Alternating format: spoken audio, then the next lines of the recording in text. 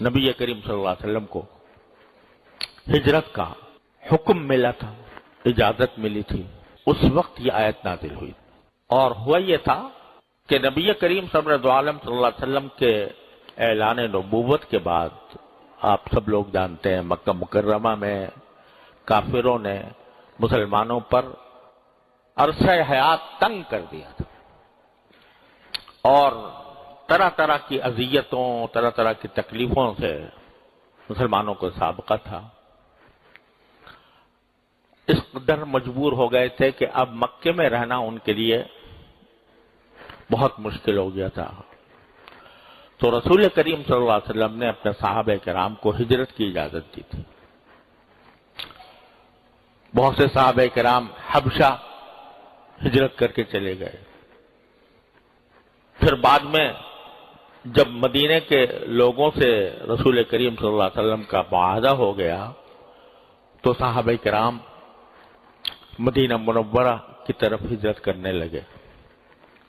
بہت بڑی تعداد صحابہ کرام کی مدینہ منورہ ہجرت کر گئی۔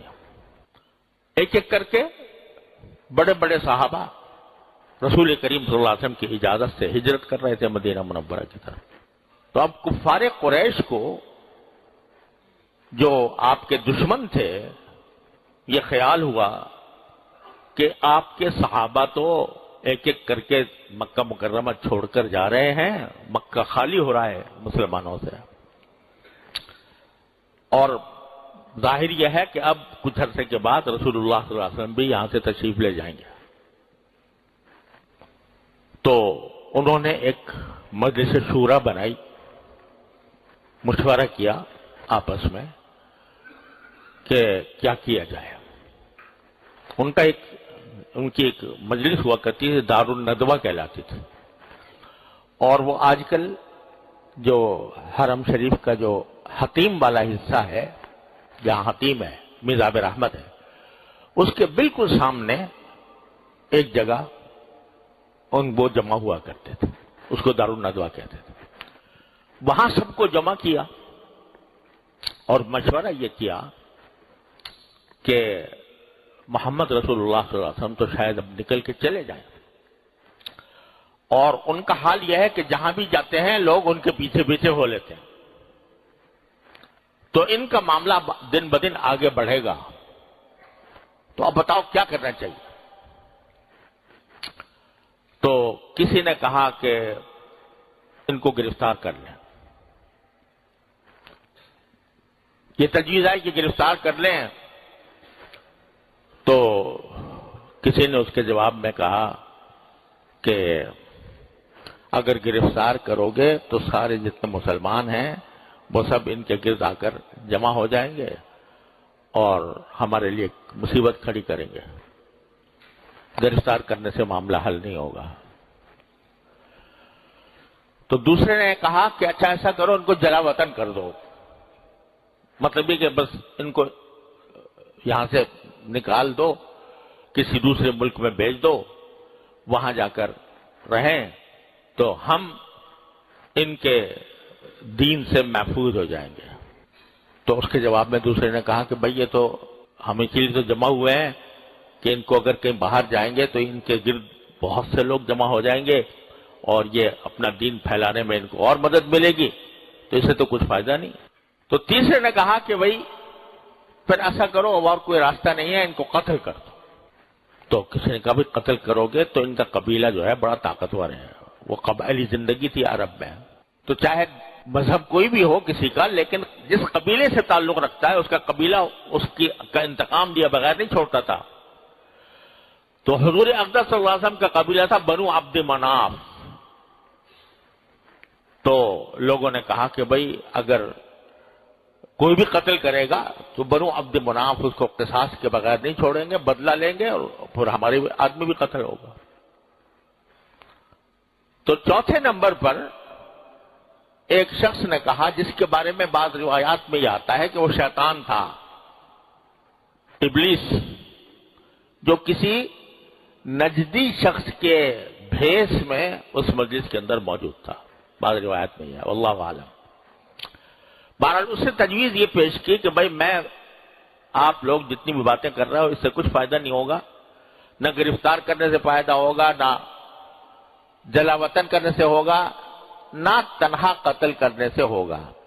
ایسا کرو کہ جتنے قبائل ہیں مکے میں، ان میں سے ہر ایک قبیلے میں سے ایک ایک نوجوان کو کا انتخاب کرو، اور انتخاب کر کے ہلہ بول دو ایک دم سے جا کر نبی کریم صلی اللہ علیہ وسلم کے اوپر، سارے قبائل کے نوجوان مل کر حملہ کریں رسول کریم صلی اللہ علیہ وسلم پر، اور آپ کو معاذ اللہ قتل کر دیں اکٹھے۔ جب قتل کرنے میں اتنے سارے قبیلے داخل ہوں گے تو بنو عبد مناف کس کس سے قصاص لیں گے، کس کس کا انتقام لیں گے؟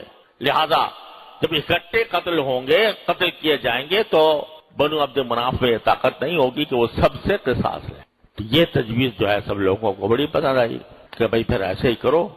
جتنے قبیلے تھے ان میں سے ایک ایک نوجوان کو لیا گیا، اور بڑے بڑے سردار جو تھے وہ بھی ساتھ شامل ہوئے۔ ابو جہل بھی تھا اس میں، امیہ بن خلف بھی تھا، وغیرہ وغیرہ بہت سے سردار تھے۔ انہوں نے کہا پھر آج ہم رات کے وقت میں یہ کام کریں گے کہ آپ کے گھر کا محاصرہ کر کے پھر ہم آپ کو قتل کریں گے۔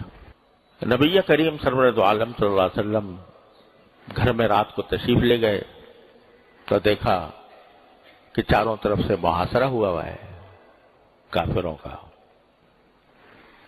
تو آپ نے پہلا کام یہ کیا کہ حضرت علی رضی اللہ تعالیٰ عنہ کو بلایا، اور باوجود کہ لوگ رسول کریم صلی اللہ علیہ وسلم کے دشمن تھے مگر آپ کو صادق اور امین سب مانتے تھے، لہذا لوگ امانتیں لا لا کر رکھوایا کرتے تھے رسول کریم صلی اللہ علیہ وسلم کے پاس کہ ان سے زیادہ امانت دار کوئی اور ہے نہیں، انہی کے پاس رکھوائیں، جب ضرورت ہوگی ان سے لے لیں گے۔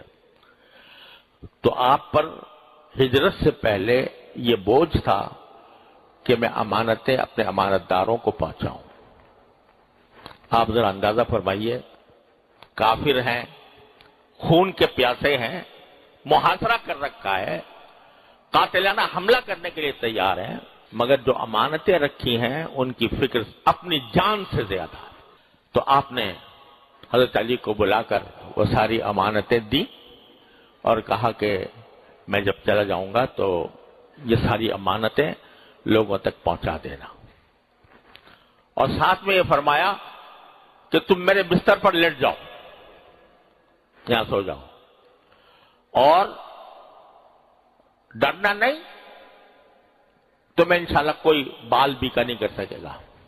تو حضرت علی رضی اللہ تعالیٰ عنہ اتنے بڑے بہادر شخص، لیکن اس وقت تک حکم یہ نہیں آیا تھا کہ کافروں کے اوپر حملے کرو، جہاد کرو، ان کو قتل کرو، یہ حکم ابھی تک نہیں آیا تھا مکی زندگی میں۔ یہی حکم تھا کہ کوئی ہاتھ اٹھائے تو جواب نہ دو، کوئی تلوار اٹھائے تو جواب نہ دو، صبر کرو صبر کرو صبر کرو۔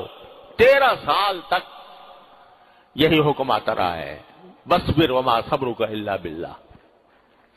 ورنہ حضرت علی جیسا انسان، اللہ تعالی نے ان کو شجاعت، قوت، طاقت سب کچھ دی تھی۔ شاید اگر اکیلے بھی نکل جاتے تو سارے معاشرے والوں کو بھگا دیتے، لیکن اللہ کا حکم تھا کہ ابھی نہیں، ابھی تلوار نہیں اٹھانا۔ حضرت علی کو لٹا دیا بستر پر، اور خود رسول کریم صلی اللہ علیہ وسلم گھر سے باہر نکلے، جبکہ محاصرہ کیا ہوا ہے، لوگوں نے نکلے، اور زبان مبارک پر یہ آیات تھیں وَجَعَلْنَا مِن بَيْنِ أَيْدِيهِمْ سَدًّا وَمِن خَلْفِهِمْ سَدًّا فَأَغْشَيْنَاهُمْ فَهُمْ لَا يُبْصِرُونَ۔ یا سورہ یاسین کی آیت کہ ہم نے، قرآن کریم نے اس سورہ یاسین میں فرمایا کہ ہم نے ان کے سامنے بھی ایک دیوار کھڑی کر دی ہے اور ان کے پیچھے بھی ایک دیوار کر دی ہے، ان کی آنکھوں پر پردہ ڈال دیا ہے، وہ ان کو نظر کچھ نہیں آ رہا۔ یہ آیت پڑھ کر رسول کریم صلی اللہ علیہ وسلم باہر نکلے، سارا محاصرہ کیے ہوئے تھے ابو جہل، ابو لہب اور امیہ بن خلف اور کون کون بڑے بڑے سردار، کسی کو پتہ ہی نہیں چلا، اور رسول کریم صلی اللہ علیہ وسلم وہاں سے نکل آئے۔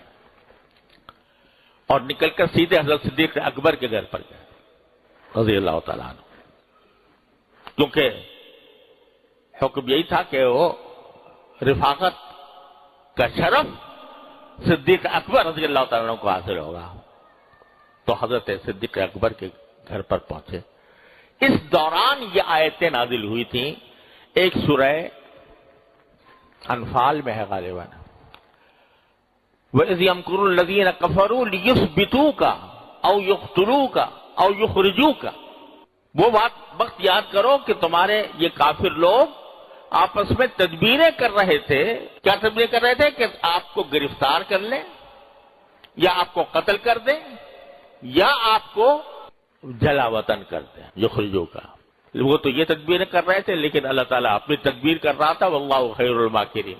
اللہ تعالیٰ کی تدبیر تو سب پہ بالا ہے۔ یہ آیت نازل ہوئی، لبیک لبیک لبیک محمد صلی اللہ لبیک